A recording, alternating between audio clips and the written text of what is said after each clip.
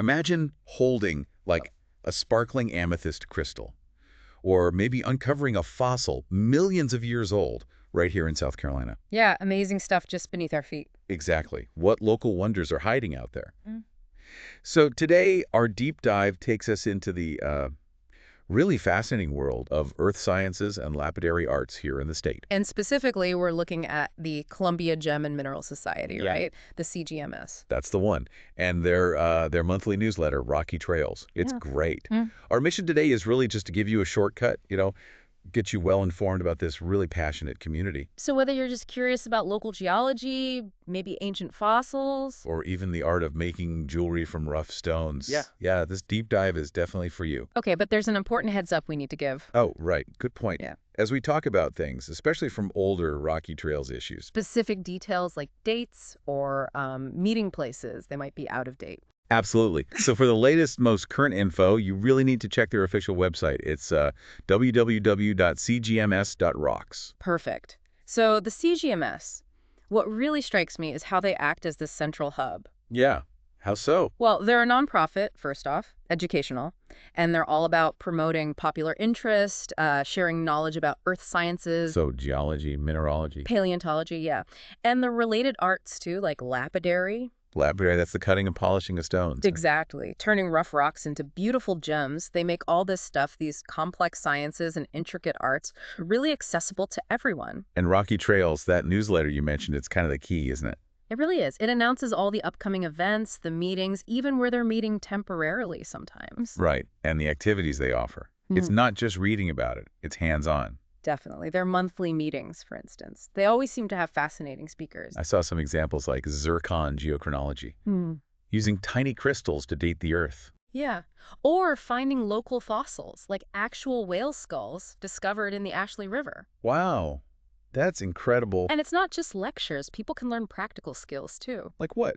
What kind of skills? Well, things like flint knapping. Like making stone tools. Yeah, exactly. Like ancient peoples did. Or learning gem identification. And for the craft-focused folks, there's the lapidary workshop. Ah, the workshop. That's where the gem cutting happens. That's right. Members learn calving, shaping, and polishing stones into those smooth, domed gems. Hmm. And even geode cutting, cracking open those mystery rocks.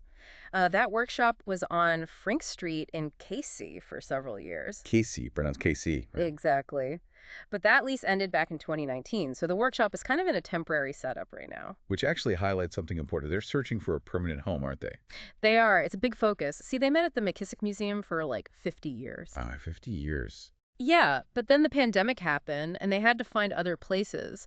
So now they're actively looking around Columbia, the surrounding areas. For a permanent spot. For meetings, lectures. And crucially, for that lapidary workshop. So until they find that perfect place, the meeting locations get announced in Rocky Trails each month. Okay, that makes sense. But back to the hands-on stuff, field trips. That sounds like real adventure. Oh, they're fantastic. That's where you really connect with South Carolina's geology. You could find yourself panning for gold in Union County. Seriously. Gold. Yep. Or digging for quartz crystals up at Diamond Hill Mine. Yeah. Searching for fossils down in Harleyville. They even look for corundum. Which includes rubies, right? Rubies and sapphires, yeah. It really connects you to the state's surprisingly rich geological story. It runs deep. That history connection is interesting. Didn't you mention someone important in lapidary history lived here? Ah, yes. J. Harry Howard. His book, The Handbook for Amateur Lapidary, first published way back in 1935. A classic, I hear. Absolutely. He lived right here in South Carolina, championed the craft, and eventually donated his amazing collection to USC, the University of South Carolina. So the CGMS is kind of carrying on that local legacy. In a way, yeah, they really are. And the culmination of all this activity seems to be the annual Gem and Mineral Show. Oh, definitely. That's the big highlight every November. It draws a big crowd, over 1,200 people in recent years. What makes it special? What would someone new experience? It's just buzzing. You've got live geode cutting, which is always cool to watch. Grab bags full of surprises.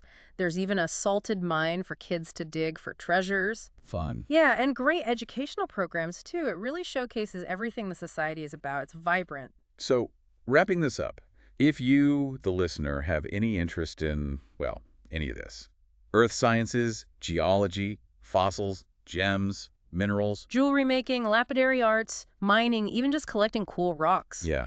The CGMS really invites you to check them out. Come to a monthly meeting, hear the speakers, see the presentations.